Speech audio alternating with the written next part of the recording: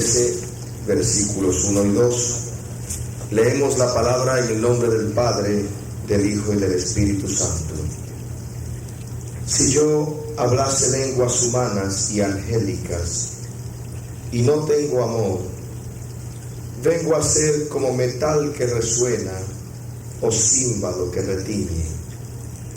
Y si tuviese profecía, y entendiese todos los misterios y toda ciencia, y si tuviese toda la fe de tal manera que trasladase los montes, y no tengo amor, nada soy, dice la Escritura. Les invito a orar, hermanos. Padre nuestro que estás en los cielos, te adoro, Señor, y te alabo, porque tú eres mi Dios y mi Salvador, nuestro Rey, Señor. Permite que en esta noche, Señor, podamos exponer tu palabra, para que todos podamos conocerte más y mejor a ti. Señor, tener una experiencia verdadera contigo, oh Padre eterno, y que en todo a ti te veamos, que aprendamos, Señor, algo que sea de beneficio para nuestra vida práctica en esta noche. Que cuando salgamos de aquí, Señor, de inmediato podamos aplicarlo. Y que así, Señor, en nuestra vida te demos a ti siempre la gloria, la honra y la alabanza, por siempre jamás, en el nombre de Jesús. Amén, Señor. Se pueden sentar, amados. Quisiera, amados, en esta noche hablar un poco acerca de lo que nos motiva a hacer las cosas que hacemos. Hay algo que Dios se fija en nosotros mucho y que muchas veces nosotros ignoramos. A veces nos dejamos llevar por la palabra a solas y a secas y nos volvemos ritualistas. Entonces creemos que por hacer ciertas cosas, pues Dios está obligado a respaldar todo lo que hacemos siempre y cuando nosotros hagamos ciertas cosas, ciertos ritos. Pero el Señor tiene palabra para nosotros en esta noche, hermanos. Porque no necesariamente Dios tiene que respaldar todos nuestros actos, porque Dios mira el corazón, Dios mira la intención. Dios está mirando, hermano, el por qué nosotros hacemos las cosas. Hay veces que predicamos fuerte, palabra de corrección, pero si lo hacemos sin amor, si nuestra intención no es buena, si nuestra intención no es levantar la vida que se ha caído, si nuestra intención no es salvar el alma que está a punto de perderse, entonces no importa lo bien que prediquemos, no importa lo mucho que citemos la Escritura, no importa lo mucho que gritemos, de nada vale. Es un esfuerzo perdido, porque Dios mira el corazón. De hecho, cuando Dios decidió enviar a su Hijo a la tierra para que muriese por nosotros, para que derramase la sangre que nos limpia de todo pecado, de acuerdo, lo hizo así porque estaba escrito que así tenía que ser, que alguien tenía que derramar la sangre para que por medio del sacrificio otros fueran justificados. De acuerdo, teológicamente correcto. Pero si Dios lo hubiese hecho así, simplemente a secas, solamente para cumplir con una ley que así lo exigía, amado, Dios hubiese fracasado en su propósito, te lo aseguro. Mas la Biblia dice que de tal manera amó Dios al mundo. ¿Qué motivó al Señor? ¿Acaso lo motivó el cumplir con una ley, el cumplir con la teología, el qué sé yo? No, amado. Al Señor lo motivó el amor. Fue motivado por amor. El sacrificio de Cristo en la cruz del Calvario fue motivado por amor. Si el amor no es lo que nos motiva a hacer todas las cosas en esta vida, entonces estamos perdiendo el tiempo. Y yo quisiera, amados hermanos, en esta noche compartir con ustedes una historia de amor. En el libro segundo de Reyes, en el capítulo 4, vamos a leer algunos versículos de este pasaje hermosísimo de Eliseo y la sulamita. Te voy a suplicar pues que todos los que tienen Biblia, yo espero que todos abran sus Biblias, amados, pues la abran en el libro segundo de los Reyes. Puede permanecer sentado porque vamos a leer mucho de ahí. Libro segundo de los Reyes, el capítulo 4. Vamos a hablar sobre una historia donde el amor permea por completo. Es la historia de Eliseo y esta mujer, la Sunamita. Eliseo era un hombre de Dios, era un profeta del Dios Altísimo, era un hombre con un poder espiritual extraordinario que Dios le había dado. Tremendo Eliseo, había hecho un sinnúmero de milagros y su labor estaba siendo evaluada por Dios para beneficio de todo su pueblo.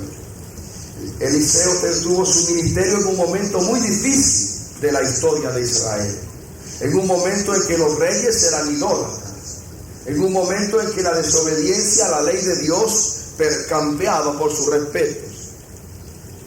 Acababa de pasar el gran ministerio del profeta Elías, un ministerio que se desarrolló en medio de la idolatría y que se distinguió por el poder extraordinario de Dios.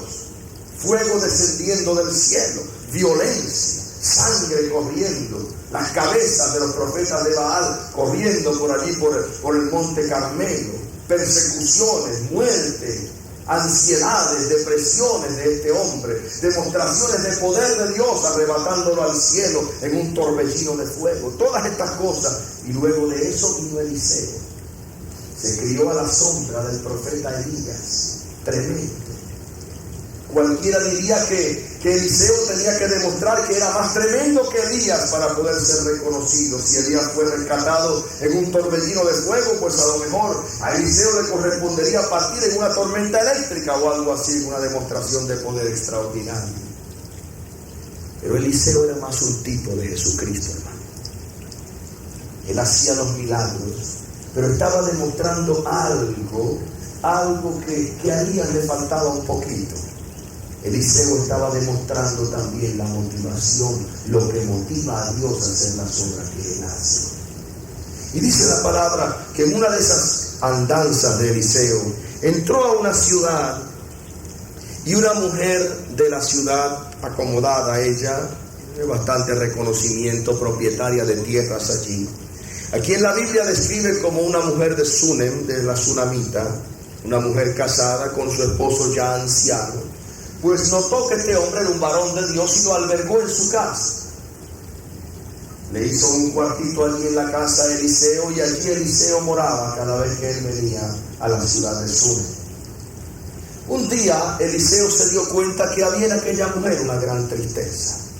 Aunque tenía bienes, tenía su marido, tenía su casa, todo lo tenía, pero había una gran tristeza. Hay veces que tenemos religión, tenemos todas las cosas que el mundo nos puede dar, tenemos un buen televisor, una buena casa, un buen carro, un montón de cosas, pero aún así llevamos una tristeza interior. Y cuando alguien es un varón o una varona de Dios, nota esas cosas. Y yo quiero que tú le eches mano a eso, mi amado. Que no todo es cuestión de predicar Espíritu Santo y fuego, hermanos, sino de vivir el Espíritu Santo y fuego. Que hay cosas que nosotros nos tenemos que dar cuenta. No podemos caminar por este mundo ignorando que dentro de cada vida hay un mundo, hermano. A veces un mundo de dolor, de soledad, de sufrimiento. Que no siempre la gente está dispuesta a gloria a Dios y aleluya y a brincar y a saltar como los becerritos de la manada, sino que hay veces que hay tristeza profunda en el corazón.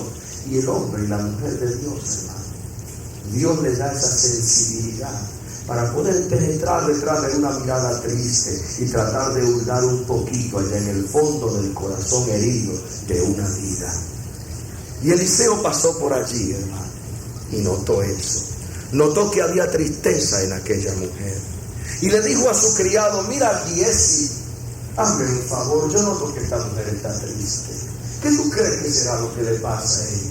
Y empezó a preocuparse el hombre de Dios. Empezó a preocuparse. Quizá otro le hubiese dicho: pues reprende al diablo. Por eso es que estás así. Repréndelo. Pero hermano, hay veces que hay que reprender. Pero hay otras veces que es cuestión de amar. Y la gente no se da cuenta de eso. No todo en la vida es reprender. No se puede estar toda la vida hablando de lápices de labios y de maquillajes. Hay veces que hay que estar detrás de los lápices de labios y de los maquillajes. Gloria al Señor. Y Eliseo pasó por allí y vio a esta mujer triste y llama a Giesi y le pregunta: ¿qué tú crees que le pasa a ella? Lo menos que aquella mujer se enteraría es que Eliseo estaba preocupado por el estado de ánimo de ella. Hay muchas personas, hermanos, en las congregaciones que piensan que el pastor solamente está para regañar y lo ven por aquí, entonces yo voy por la otra acera por si acaso. Pero los pastores nos preocupamos también de las vidas, hermanos. Porque hay veces que nosotros también tenemos nuestros momentos de aflicción y de tristeza. Y anhelaríamos que alguien se acercara o que alguien se preguntara: oye, ¿qué será lo que le pasa? ¿Por qué estará triste? ¿Por qué su voz está apagada? ¿Por qué su semblante está caído? ¿Qué le pasará? Y así Eliseo se preocupaba por aquella mujer. Y ese, ¿qué será lo que le pasa? ¿Habrá algo que le podamos dar? Dios todo lo puede. ¿Qué le pedimos a Dios que le dé? Y Giesi le dijo: mira, yo creo que lo que le pasa a ella es que ella está sola y anhela un hijo. Nunca ha abrazado un hijo suyo entre sus brazos y su marido es ya viejo. No hay probabilidades ya de que ella pueda abrazar un hijo. Eliseo conocía también el sentido de lo que es ser madre. Él tenía a su cargo una compañía de profetas para los cuales era papá y mamá de ellos. Y tenía esa sensibilidad y dijo: eso tiene que ser. Aquella mujer no se sentía completa sin tener un hijo al cual abrazar. Hay veces que estamos así, mi amado. Y Eliseo la llamó y le dijo: ¿qué te pasa? Y ella le dijo: nada. No me pasa nada. Como quien dice: no me pasa nada que tú puedas resolver. Porque ciertamente pues mi tristeza es algo muy profundo y solamente Dios puede bregar aquí. Nada pueden hacer los hombres. Pero Eliseo es el hombre de Dios, que miraba más allá de las meras contestaciones. Hay veces que le preguntamos al hermanito o a la hermanita dolida: ¿qué te pasa? ¿Por qué estás así? Y nos dice: nada, gloria a Dios, aleluya. Y se ríe, pero el que es de Dios sabe que detrás de esa sonrisa, detrás de ese gloria a Dios y de esa contestación estándar que damos los cristianos a veces, puede haber un gran sufrimiento. Y Eliseo la miró y contempló su soledad, hermano. Algo que el mundo no había logrado contemplar. Y aquel hombre contempló la soledad de aquella mujer y le dijo: no te preocupes, que de aquí a un año abrazarás a tu propio hijo. Y ella le dijo: no bromees conmigo, varón de Dios. No me tortures más de lo que yo he sido torturada toda la vida. No me recuerdes mi debilidad, varón de Dios. Y él le dijo: no, esto va en serio. De aquí a un año abrazarás a tu propio hijo. Qué lindo. Y pasó el tiempo. En el tiempo de la vida, aquella mujer dio a luz su propio hijo. De aquel marido que era ya viejo, Dios le dio fuerzas y aquella mujer tuvo un hijo. Pero aquel hijo, aunque era amado de su madre, era el tesoro de su madre. Estaba acostumbrado a venir a sentarse sobre las rodillas de ella. Había algo especial en las rodillas de aquella mamá. Era el lugar de refugio de aquel muchacho. La Biblia dice que un día se enfermó y se fue a refugiar a las rodillas de su mamá. Era una costumbre que el niño tenía. Era el lugar de refugio para aquella criaturita, porque no fue amado de su padre.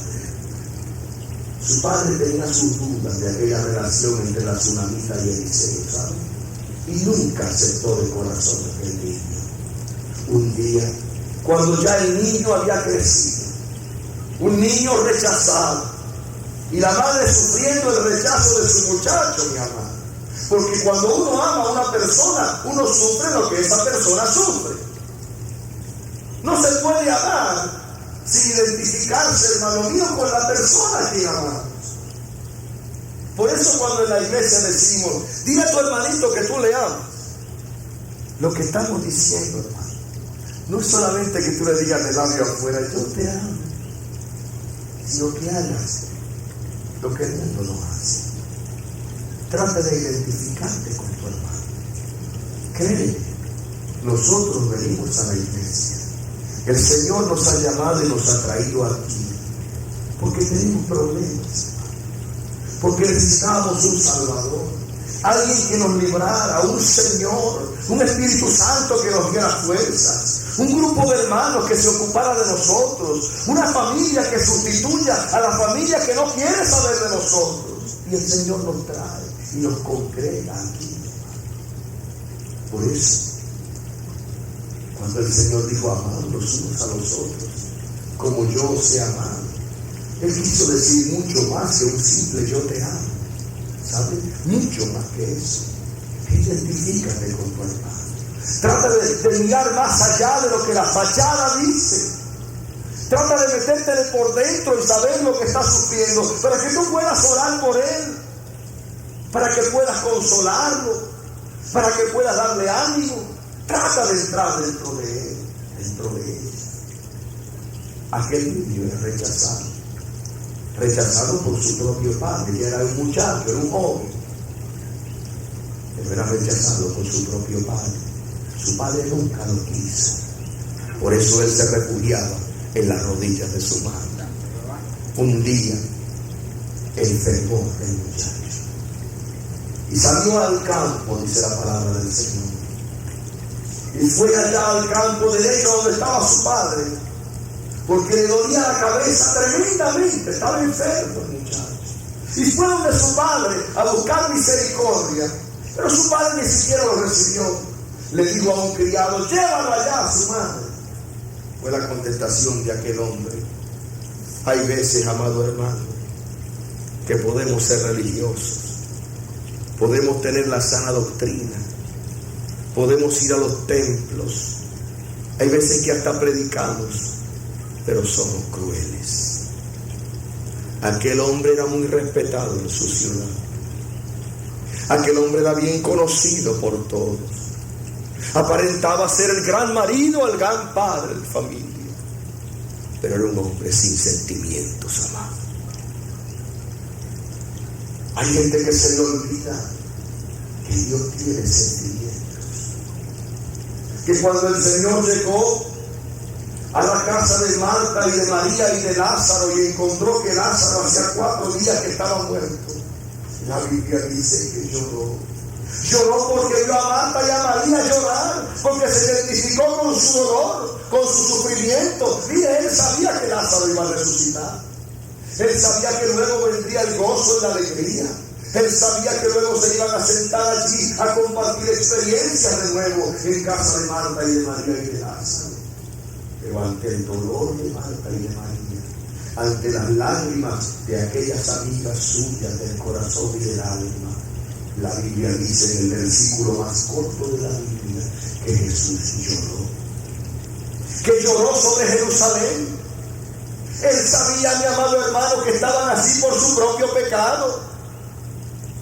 Él sabía que Dios no rechaza a nadie, que el que se pierde por su pecado, que el alma que pecare esa morirá. Pero cuando él vio a aquella gente en Jerusalén, la vio desde el monte de los olivos, la palabra del Señor dice que lloró sobre aquella ciudad. Oh Jerusalén, Jerusalén, y lloró sobre ella. Porque Dios tiene sentimientos. Dios no es una palabra vacía. Dios no es una palabra seca. Dios es Dios, hermano. Él nos hizo a la semejanza suya. Y si usted llora de vez en cuando y siente amor de vez en cuando, es precisamente porque Dios le hizo a la semejanza de Él. Si no fuera así, seríamos como los animales. Seríamos como los animales que se comen su propio fruto del vientre. Pero Dios nos ha dado amor. Y lo que nos diferencia de los animales. Hay veces que hay religiosos que son peores que los animales. Ven a su hermanito caer y entonces le pasan por encima. Entonces es que lo destrozan bien. Entonces que digan a ellos, Jesús lloró sobre Jerusalén, lloró delante de Marta y de María y de Lázaro, porque Dios es amor, porque Dios entiende el sentir humano. Pero aquel hombre no. Aquel hombre era un viejo duro, hermano, duro. No estaba acostumbrado a pasarle la mano a su hijo. Jamás se había acercado a aquel muchacho para darle un abrazo. Hijo, ¿qué te pasa? ¿Por qué te duele tanto esa cabeza? ¿Hay algo que yo pueda hacer? ¿Cuántas veces, hermano, hemos visto a nuestros hijos muy enfermos?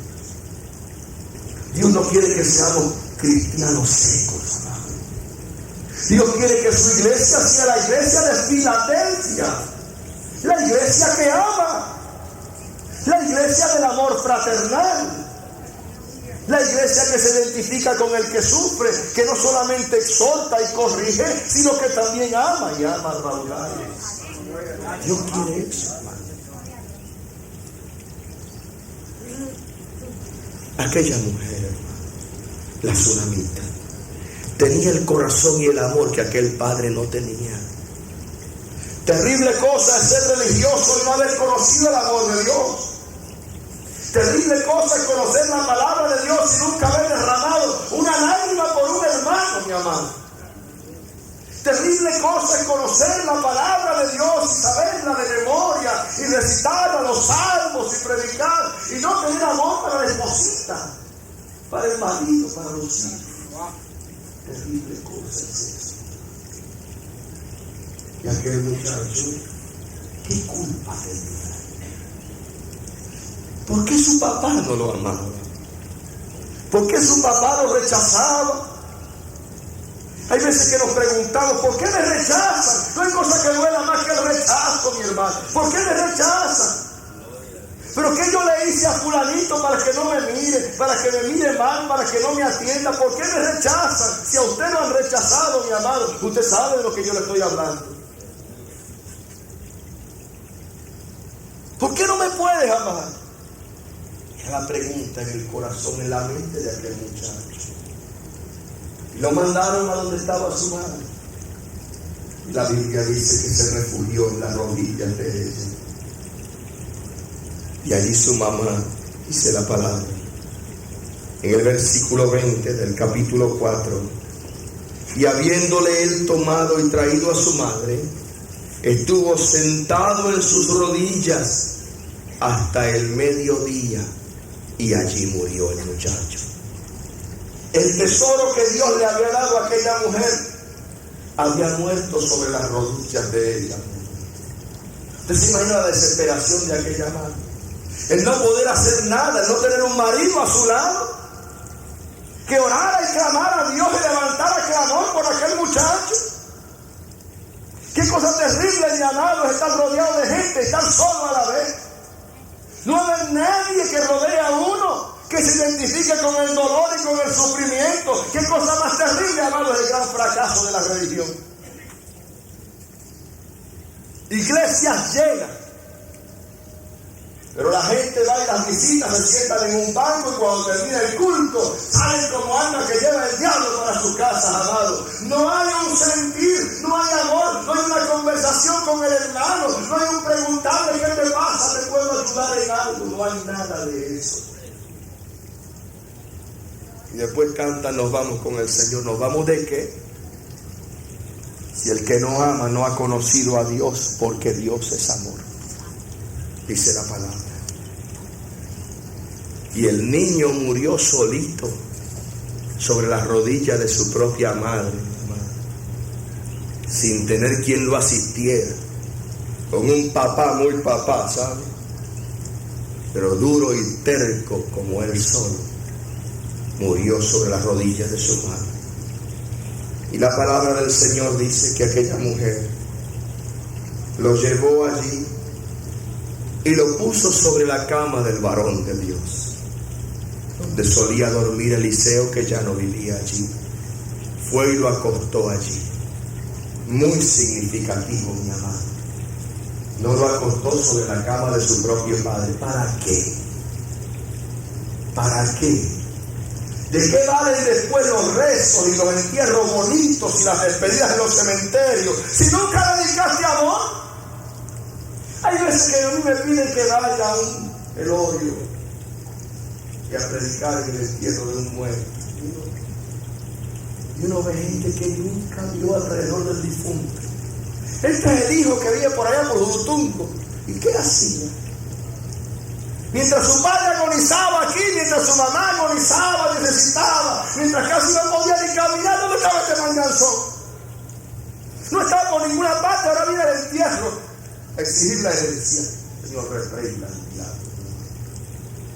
Y hay veces que uno tiene que predicar en un ambiente así, con ganas de decirle hipócrita a todos los que están allí, mi amado.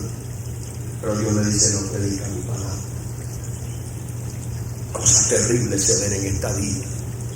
Y lo más terrible es que eso se vea en el corazón de la iglesia también. Una iglesia que no ama, mi amado, es una iglesia de forma y de rito, pero una iglesia sin corazón. Aquella mujer lo acostó en la cama del único que lo había querido, del varón de Dios, del que tenía el corazón de Dios. Fue y lo acostó allí. Y fue y llamó a su marido y le dijo, mira, solamente hay una persona que yo conozco quien me puede consolar en este momento y que tendrá palabra de Dios para mi vida, y es el varón de Dios, y yo lo voy a buscar. Prepárame un asno y mándame un criado, porque yo voy a buscar al varón de Dios. Él fue quien oró a Dios para que Dios me diera este hijo. Ahora que ore a Dios para que sane mi dolor. Y el marido, amado, siempre en sus dudas, le dijo, ¿para qué vas a verle hoy? Si hoy no es luna nueva, hoy no es día de culto. ¿Qué quieres tú quieres hacer a la iglesia? Qué dureza, mi amado. Todavía hay gente que es así y creen que se van a ir con el Señor. Fue sola en su alma. Y caminó hasta que llegó allá donde estaba el varón de Dios, por el monte Carmelo. Y el varón de Dios la vio de lejos. Y qué lindo cuando tenemos el Espíritu Santo, mi amado. Dice la palabra que la vio de lejos. Y Dios le dijo que pasaba algo en aquella mujer porque el semblante de ella era terrible. Qué lindo es ser sensible, mi amado, al Espíritu de Dios. Tener discernimiento. Cuando uno es de Dios en realidad, mi amado, hay ese discernimiento en particular por el dolor de los demás. Y llegó ella donde estaba el varón de Dios en el monte, dice el versículo 27. Y se asió de sus pies. Y se acercó el criado Giezi para quitarla, pero el varón de Dios le dijo, déjala, porque su alma está en amargura. Y Jehová me ha encubierto el motivo y no me lo ha revelado. Sé que está sufriendo, sé que está dolida, pero no sé, déjala ahí. Déjala que llore su dolor. Y ella en amargura comenzó a hablar. Pedí yo hijo a mi Señor. ¿No dije yo que no te burlaras de mí? Entonces el varón de Dios entendió que aquel muchacho había partido. Y le dijo a Giezi, mira, prepara el asno y vete corriendo, toma mi báculo. No te entretengas por el camino, vete allá y ponle mi báculo encima al muchacho. Hay veces que aún los varones de Dios se equivocan y piensan que es cuestión de poner el báculo. Él iba detrás con la tsunamita. Giezi llegó primero que él. Entró allí donde estaba el hijo muerto. Puso el báculo sobre el muchacho. Pero la Biblia dice que el muchacho estaba muerto y no revivió. Dice la palabra. Y él entonces se levantó y la siguió, dice el versículo 31. Y Giezi había ido delante de ellos, se había puesto el báculo sobre el rostro del niño, pero no tenía voz ni sentido, y así se había vuelto para encontrar a Eliseo y se lo declaró diciendo: el niño no despierta, no hay vida en él, no hay báculo que lo pueda salvar. No es cuestión de escapulario, ni de rosario, ni de misa, mi amado. Dios está mirando lo que hay en el corazón de aquel que ministra. No es cuestión, mi amado, de ir donde un enfermo y ponerle la Biblia así sobre el pecho y de rezar o orar allí un poquito y ya está, y esperar a que Dios honre eso. No es cuestión de magia ni de ritual, ni la hipocresía esa de la extrema unción de la Iglesia Católica Romana. No es eso. Y Dios lo ha demostrado una y mil veces. No es cuestión del báculo de Eliseo. Aunque encontraron un pedacito de la cruz de Cristo, se la ponen encima a usted, pero se va a salvar por eso. Eliseo le puso el báculo sobre el rostro de aquel muchacho, y el muchacho no vivió, no volvió a la vida. Pero Eliseo llegó, y dice la palabra: y venido Eliseo a la casa, he aquí que el niño estaba muerto, tendido sobre su cama. Entrando él entonces, cerró la puerta tras ambos y oró a Jehová. Después subió y se tendió sobre el niño, poniendo su boca sobre la boca de él, y sus ojos sobre sus ojos, y sus manos sobre las manos suyas, y así se tendió sobre él, y el cuerpo del niño entró en calor. Yo quiero detenerme. Hay muchas maneras de resucitar un muerto. A Lázaro estaba por allá metido en una tumba, y el Señor le gritó de lejos: ¡Lázaro, ven fuera! Y el que estaba muerto salió y volvió a la vida. Al hijo de la viuda de Naín, el Señor llegó, vio a aquella mujer llorando, el Señor tocó el féretro y el muchacho volvió a la vida, y el Señor dijo: dale de comer, que eso es lo que tienes hambre. Pero cuando Eliseo llegó y vio a aquel niño tendido sobre aquella cama, mi amado, Dios le estaba diciendo a aquel hombre de Dios: ese niño murió por falta de cariño y de calor. No es cuestión de hablar de lejos: levántate, muchacho. Había una manera simbólica de resucitarlo, mi amado. No es que Dios se fije en rituales, es que hay cosas que Dios demanda de nosotros, mi amado hermano. Aquel muchacho había muerto sobre la rodilla de su madre, refugiado allí porque no había cariño para él. Y Dios le dijo a Eliseo: no es cuestión de que le dejo de hambre y le dejo que se levante. No, vete, acuéstate sobre él, como yo me acosté sobre el hombre cuando lo formé del polvo de la tierra. Le puse mi boca contra su boca y soplé aliento de vida sobre su nariz. Aleluya, para que él sintiera el amor y el calor mío, para que él no se sintiera solo jamás. Así acuéstate sobre él, en parte de calor y vida. Hay veces, mi amado hermano, que tenemos hermanitos muertos en la congregación, muertos por el dolor y el sufrimiento.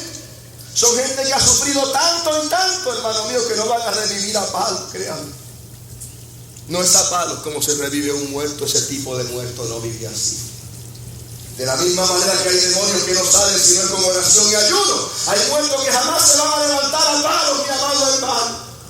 Tenemos que acostarnos sobre ellos e impartir el calor y vida. Y Eliseo lo sabía. En el camino la mamá le había contado cómo aquel niño había sufrido, había nacido para sufrir. Y Eliseo sabía que solamente había una manera de volverlo a la vida, y era impartiéndole el calor que aquel muchachito no tenía. y se acostó sobre él. Y dice la palabra que lo besó prácticamente en la boca, mano con mano, rostro con rostro, cuerpo con cuerpo. Todos te han abandonado, aunque tu padre y tu madre te abandonen, con todo Jehová te recogerá, dice el salmista. Y se acostó sobre aquel muchacho y comenzó a orar. Había amor, hermano, en aquel gesto. Giesi fue y puso su báculo. ¿Qué va a resucitar con báculos, hermano? Lo que Dios estaba demostrando es que no es cuestión de báculos. Dios está mirando el corazón. ¿Cuál es tu intención? ¿Cuál es la mía? ¿Para qué somos siervos de Dios, amado? ¿Para qué le servimos al Señor? ¿Para qué Dios nos ha puesto en una congregación? Hay hermanos que necesitan calor y vida. Hay hermanos y hermanas que jamás van a resucitar al gozo de la salvación, a menos que venga otro y les imparta calor y vida. Eliseo se acostó sobre el muchacho, poniendo su boca sobre la boca de él, y sus ojos sobre sus ojos, y sus manos sobre las manos suyas. Así se tendió sobre él, y el cuerpo del niño entró en calor. Volviéndose luego, se paseó por la casa. No fue fácil, hermano. No fue cuestión de decirle levántate y anda. No, Dios no lo quería levantar tan rápido. Dios estaba demandando de Eliseo. Dios estaba demandando perseverancia de aquel hombre de Dios. Más calor y más vida. No es cuestión de una vez, Eliseo, vete otra vez y acuéstate sobre él. Volviéndose luego, se paseó por la casa una y a otra parte, y después subió y se tendió sobre él nuevamente, y el niño estornudó 7 veces y abrió sus ojos. Oh, alabado sea el Señor. Lo que el báculo no había podido hacer, lo hizo, hermano mío, una vida motivada por el amor de Cristo. Hay veces que vamos a los hospitales, hermano, y vemos tanto dolor y tanto sufrimiento. Y la gente va de cama en cama y oran, leen un salmo y siguen a la otra. Es preferible ver uno nada más, hermano mío, e impartirle calor y vida para que Dios haga la obra. Sea bendita la gloria de Dios. A veces yo le digo al Señor, Señor, yo lo sigo para ir a visitar enfermos, porque me envuelvo en el enfermo, mi amado hermano, y empiezo a sentir lo que ese enfermo siente y la soledad en esos hospitales. Y cuando vengo a ver, yo estoy llorando más que el enfermo, mi amado. Pero Dios me dice, no, así, aún así vete tú, llora. No hace mucho fuimos a ver a doña Laura Hernández de aquí de la iglesia. Una ancianita, tiene 90 años, hermano. Ella es mamá de nuestra hermana Blanca, suegra de nuestro hermano Gil aquí. Yo quiero mucho a esa ancianita, hermano. Personas que uno ama así, mucho. Yo la fui a ver al hospital. Yo la había ido a ver antes, le había mejorado sustancialmente, pero después se agravó. Y cuando la Gil me llamó y me dijo, el pastor, yo quiero que usted vaya porque está bien malita. Yo la fui a ver. Y estaba allí en intensivo, conectada a un montón de máquinas, hermano. Aquel pecho parecía un tambor cuando subía así, bum, bum, bum, bum. Y ella había los ojos así grandes. Yo allí al lado de ella. Y había un pastor allí.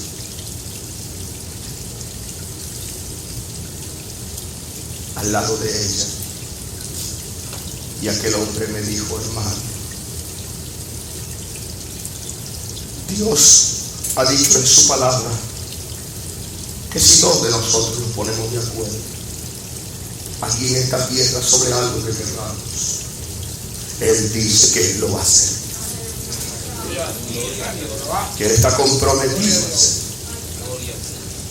Y aquel ancianito que tiene más o menos la edad de ella, yo creo, me dijo, déme su mano, varón, vamos a orar. Y con la enferma prácticamente debajo de nosotros, él a un lado de la cama y yo al otro lado de la cama. comenzamos a orar y a gemir al Señor por aquella mujer. Y Dios nos hizo sentir lo que ella estaba pasando aquí, hermano. Y empezamos a clamar por ella: Dios, levántala, Dios mío. Haz el milagro aquí, Señor. Porque no le concedían oportunidad. Haz el milagro y levántala, Padre. Aunque después te la lleves de un catarro, pero levántala, Señor, para que los incrédulos crean. Para que tu gloria se deje sentir, levanta. Y empezamos a gemir y a clamar a Dios en aquel cuarto de intensivo, hermano. Y yo estoy seguro que Él sintió lo mismo que yo sentí. Ese anhelo tremendo por aquella alma, que hace solamente unas horas le había pedido así con señas un papelito y un lápiz a su hija Blanca, y había escrito que me quiten estos tubos, me dejen morir. Fue hermoso, mi hermano. Al otro día por la mañana, ella misma se arrancó los tubos. Los médicos no se pueden explicar cómo ella ha vuelto a la vida. ¡Oh, gloria a Dios! Y está allí. Creo que la van a dar de alta pronto. Sea bendita la gloria de Dios, amado. Dios está mirando el corazón. Dios está mirando la necesidad. Calor y vida. No es cuestión de una oración seca, mi hermano. Pastor, ¿por qué usted grita tanto a veces? Porque me da la gana de gritar. Porque siento que si no grito, Dios no hace la obra. Mire qué cosa. Porque siento que si no pongo todo mi ser en lo que estoy haciendo, Dios no me va a oír. Pues eso lo siento yo. Otros piensan que no. Pero yo pienso que si no pongo espíritu, alma y cuerpo en lo que estoy haciendo, mi amado, entonces no me dejo que Dios me conteste. Si yo no siento lo que estoy predicando, si no me lo aplico a mi propia vida, si Dios no me habla a mí primero, si Dios no me dice a mí primero, mi amado, entonces ¿para qué predico? ¿Qué derecho tengo a esperar que Dios le hable a otro? No es cuestión de hacer las cosas así por hacerlas. Dios nos enseña en la iglesia, mi amado, que hay que amar. Que si no es el amor lo que nos motiva, estamos perdiendo el tiempo, aunque demos nuestro cuerpo para ser quemados. Eliseo era un hombre que conocía el secreto, mi amado, y se acostó sobre aquel niño y le impartió lo que Dios demandaba, lo que el niño necesitaba: calor, vida, amor de verdad. Vive, hijo, vive. Cerró la puerta, no era cuestión de darle show a nadie. Pero el Espíritu Santo estaba siendo testigo, y por eso lo tenemos aquí escrito, mi amado. No había nadie más en ese cuarto, pero Dios estaba allí. Estaba honrando la fe y el amor de aquel hombre. Usted ama mucho a alguien, mi amado, agonice por ese alguien. Usted ama mucho a sus hijos que se están perdiendo, agonice por ellos en la presencia del Señor. Dios no fallará en contestar, mi amado. Una oración que se hace con lágrimas, una oración que se hace, aleluya, con amor. Dios no puede fallar en eso. Aleluya.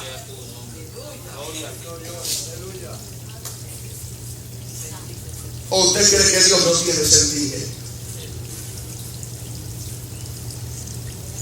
Allí estaba que no. El muchacho no se levantaba y fue otra vez a acostarse ahí, a darle más calor y más vida. Al fin y al cabo, el niño abrió sus ojos. Y lo primero que vio, amado, fue alguien que le amaba, gloria a Dios. Alguien que estaba agonizando por él allí. Ya no estaría solo, jamás. Él sabía que alguien le amaba. Él sabía que Dios había enviado a aquel hombre para mostrarle que él no estaba solo. Abrió sus ojos otra vez, y yo estoy seguro que en su cabecita dijo: vale la pena vivir. Yo conozco gente, mi hermano, que están locos por morirse. Porque piensan que no vale la pena vivir. Que no vale la pena seguir viviendo en un mundo donde lo único que hay es maldad y odio y tirantez. Miembros de una familia o de una iglesia donde no hay misericordia. No vale la pena vivir. Dicen, si la iglesia es así, pues entonces el mundo está peor. No vale la pena vivir. Y Dios está dependiendo de sus servitos y de sus servitos. Que brinden apoyo y calor y vida. Para que cuando esos muertecitos abran sus ojitos, hermano, vean delante de sí unos ojos llenos de lágrimas, una expresión de agradecimiento y de alabanza y de amor de alguien que verdaderamente les ama. El niño abrió sus ojos y Giesi llamó y dijo: llama a esta sunamita, le dijo Eliseo a Giesi. Y él la llamó. Y entrando ella, él le dijo: toma a tu hijo. Y así que ella entró, se echó a sus pies y se inclinó a tierra. Y después tomó a su hijo y salió. Y jamás volvió a ser una mamá triste, mi amado. Qué lindo, hermano mío, es ministrar salud, es ministrar sanidad, es ministrar calor y vida. Yo le aseguro a usted, mire, Eliseo hizo muchos milagros, hizo muchas cosas en beneficio de la humanidad, hizo milagros tremendos, pero yo le garantizo a usted que ningún otro milagro caló tan hondo en el corazón de aquel hombre como ese milagro del hijo de la sunamita. El ver lágrimas de agradecimiento en aquella mujer, en ver que una vida era restaurada, a volver a confiar en la vida y en el Señor, el haberle brindado calor y apoyo humano a un niño. Hermanos, esas son cosas que llenan la vida de uno para toda la eternidad. Tú necesitas tener esa experiencia también. Tú necesitas acercarte a alguien, no solamente para hablarle de las 4, 5, 6 o 7 leyes espirituales, que sé yo cuántas hay, sino para impartirle calor y vida, porque Jesucristo, mi amado, es la verdad. Dios es amor. Cierto, tenemos que hablar de un montón de cosas porque hay que corregir el rumbo, hay que exhortar. Sí, yo estoy de acuerdo con todo eso, pero no te olvides que aunque predique bien, aunque tengas la sana doctrina, aunque ores y ayunes y te pegues las rodillas de tanto orar, si no tienes amor, de nada te sirve. Vamos a orar.